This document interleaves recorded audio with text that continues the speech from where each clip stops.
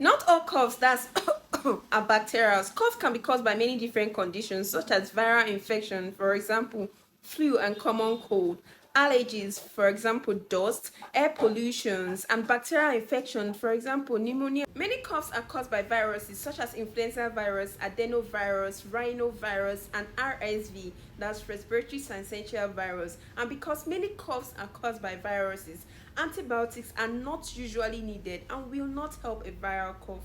Viral cough spreads. Do well to seek medical evaluation if cough is severe, lasts for more than a week, if it's accompanied with fever, chest pain, shortness of breath, and coughing out blood, and if it occurs in the vulnerable, such as the infants and the elderly.